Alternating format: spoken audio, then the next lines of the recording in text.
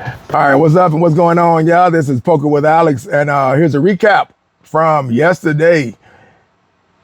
I decided to change up a little bit, and I used to play what we call a day game, and I would go early in the morning between 9 and 10. We probably would start about 10:30, 11 o'clock, and it was good, right? We played 1-2 Nolimit Holdem along with every 30 minutes. And on top of the hour, it goes into a bomb pot, which is capped. It was good for a minute, but after that, it kind of got a little old. And reason being is because we were almost having the same players, right? That shows up in the morning.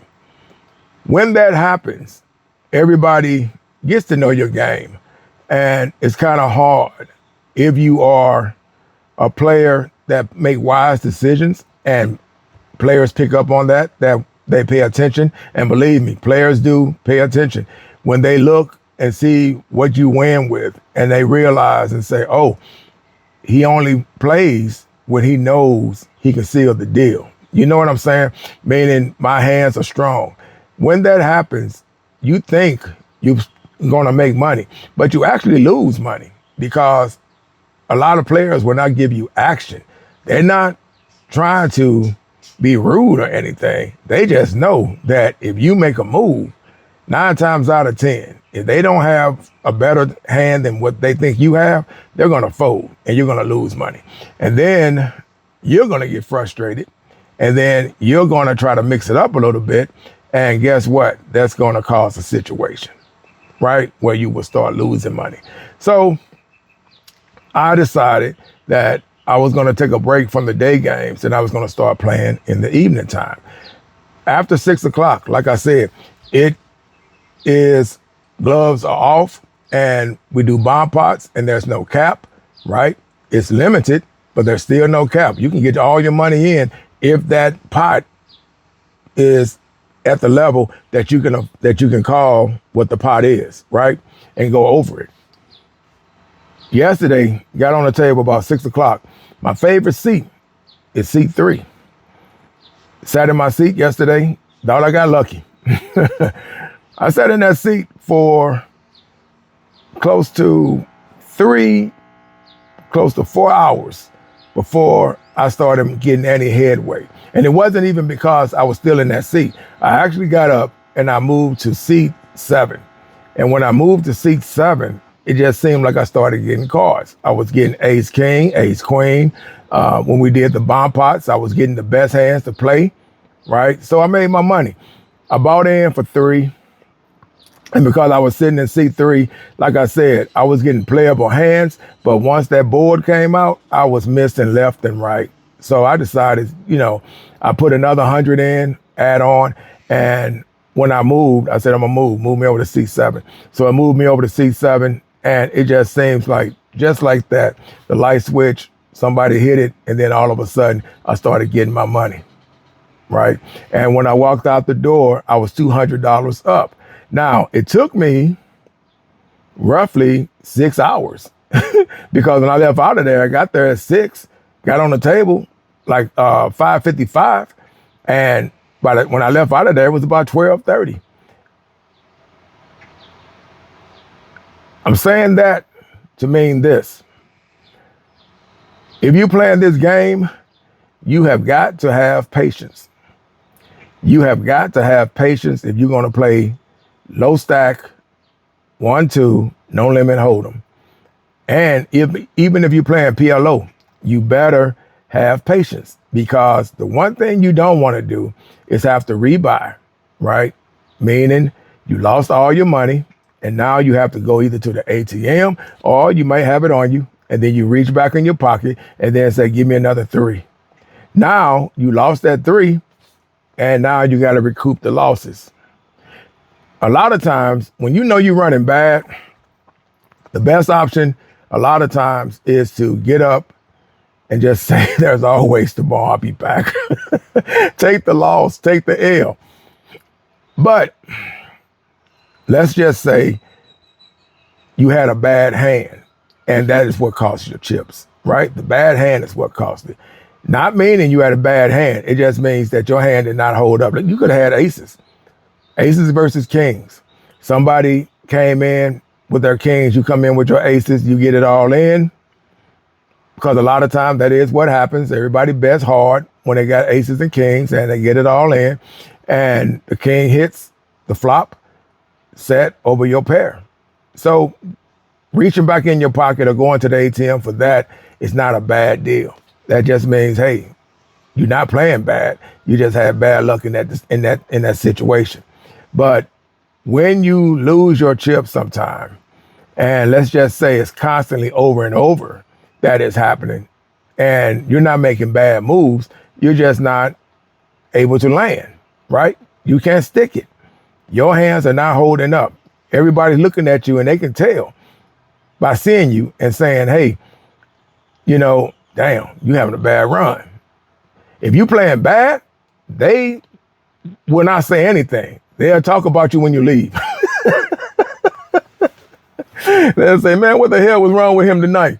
You see them hands he was trying to play with? Oh my God, he was really trying to bluff his way out of these wins. That is what a lot of people wait for that player to leave, and then everybody starts talking. Humans, we so daggone bad. We do that. But yeah, so it took me up to 12 o'clock, between 11:50 something and 12 o'clock before I got my money back plus some. So I got it up to, when I walked out the door, I left out of there with 600 even, because we had the paper time. So I told them to take whatever was extra, put that on my time. And that way, when I come back, the time is going to be on the computer and it's going to show that I still got time to sit down before I have to start paying for time again. Seats are $10 an hour. So basically, if you give them $100, they give you 12 hours, right? I do that from time to time. I just give them $100 bill and say, give me my 12. And that goes a long way. Them hours, that 12 hours, that's a long time to have in your pocket to make something happen. So that little $100 that you're doing is really nothing. You're going to turn that over. If you're a good enough poker player, you can get that back plus some. So that's why I never worry about paying it, because I know that my game is good enough that I should be able to get the money back that I gave them, right, for my rental, for that chair. Plus, I should be able to walk out, especially when we're doing bomb pots, because I'm pretty good at doing bomb pots. I'm pretty good at knowing if it makes sense for me to make a move and do this and that, not tooting my own horn. But I'm just saying, I've been practicing in it, studying it, and it's paying off, which is what it did yesterday. The bomb pot we played yesterday, like I say, man, I Google everything. And if I think it makes sense to me, right, I will test the waters. And it told me to do something, and I did it. I just got lucky enough that situation came on my plate the way it told me to handle it. And I did it. And that's how I got my money. That's how I got it. I trapped somebody and I didn't make a move. I just waited and I let them do the betting for me. And then once I looked at the pot and I seen where it was at, I said all in. And that is how I got my money. That's how I got up to $600, because I had locked it in. I basically had the nut for the boat, and that's how I got my money. The other person had trips. I had a boat, so he called it. He thought he had trips on the bottom, but I had a boat on the bottom. So I beat him, and then the other guy took the top, and then we chopped his money up, plus the other guys who came in before they got out, right? Some guys did bet a certain amount, and then they got out once they realized that it was over their head, and they said, okay, let it go. But we still got their money too, and we chopped it up. So, it's good. It's a good way to make your money. And it's not even what you consider what people call gambling. It's really not. Poker on a whole it's about strategy. It's about analytics, right? It's about knowing when to make moves, knowing when to let it go, right? Paying attention to your players. Don't just think you're going to sit down and everybody's a fish, right? Because it's not true. Some fish are sharks.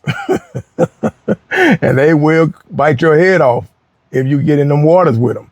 So be careful when you're doing that. But yesterday was good, man, when it was all said and done. So that downswing, I did a downswing video, and I don't know if I'm off of it yet. I just know that when I was sitting in seat 3, you would think I was, because no matter what I did, it didn't do anything. It didn't put a dent. I hardly won any hands in that seat yesterday. And that's my favorite seat. I love seat 3. I do some serious damage with it off and on for what I want to do, right? It's not thousands of dollars made or nothing like that. But it just seemed like for some reason, I don't do a lot of rebuys when I'm in that seat. I just sit there patient until I get the right hands. And when I get them, I go for it. And a lot of time it pays off when I'm in that seat. I can try that in another seat. And I swear to God, man, it'll seem like it won't hold water.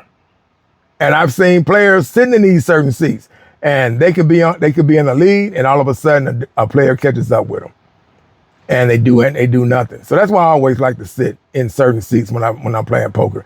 3 is one of my favorites. 9 and 1 is the other one, my favorite seats. But yesterday, 3 was not doing anything for me. 7 was the big winner. So had a good run yesterday. So basically, that is in a nutshell of how it went yesterday. So again, if you're out there playing poker, like I said, man, play this game only if you know for sure that it's not going to mess up your responsibilities. Responsibilities, you don't want to fall behind on those. You do not want to fall behind on those, especially in this day and age right now. Everybody's tight, right? Unless you know people that really got money or something like that, and you can ask them for something, they say, here you go, don't worry about it, just enjoy yourself. Wouldn't it be nice to have the lap of that luxury, right? Or wouldn't it be nice, period, if you can just do it yourself? I would love if I had that type of ability, right, to be able to, when somebody asks for something from me, and then I just give it to them, and I don't even worry about it. Now, I've given people money before, and I've given them, let's say a low ballpark figure like $250, right? I've done that before. And when they knew they didn't pay me back, and I knew the money wasn't coming back, I knew it wasn't. Why would you ask for it? I always think when people ask for low ball money, 9 times out of 10, you're not going to see that money back. Now, if they tell me an emergency came up, and that's the reason why they need the money, because it happened. But still, it really doesn't matter. If somebody's got to ask you for that type of money, that amount, as a grown man, grown woman, right? And we're talking about somebody that look like they've been around long enough that they should have what we call stuff together by now, right? We're not talking about kids. We're not talking about a young adult or something like that. I'm talking about people 30 plus, right? By the time you reach your 30s, you should have a lot of things in order. I'm not saying and calling nobody out that doesn't. I'm just saying that you should. In reality, everybody, once they reach that 30 age and all that, you should have manifested yourself in a way that by the time you get in your 30s, you're on top of your game, right? But a lot of people not. And you have people that will need something from you, and it's up to you. Do you want to give it to them and not sweat it? Because you know it's not coming back. So that's why when people ask me for something, I always say, let me think about it first. I'll get back with you. Let me check on something, right? That's really giving me enough opportunity to really think about the situation. Can I give it to this person and live with myself knowing it's not coming back? If the answer is yes, hey, how you need it, when you need it. You got this? Okay, I'll send it to you that way. No big deal. They're going to sit there because they're not really embarrassed, but a lot of times it's just acting, and they'll say, hey, thank you. I'm gonna make sure I get that back to you, man. You just don't know how much of a lifesaver you are, man. You're true, man. I love you, and stuff like that, right? You go with the yada, yada, yada, and you don't really hear from them. But let's say they do call you up because they know if you gave that to them, they may be in a situation where they may need you again. But when they do call you, they say, hey, I know I ain't paid you back that money yet, man, but trust me, I'm gonna take care of you when I get it or stuff like that. I haven't forgot about you. That's when I just say, man, that's on me. Don't worry about it. That's on me. If I had more, trust me, I know your situation, right? When you say you love me, I love you too. So I'm not sweating it.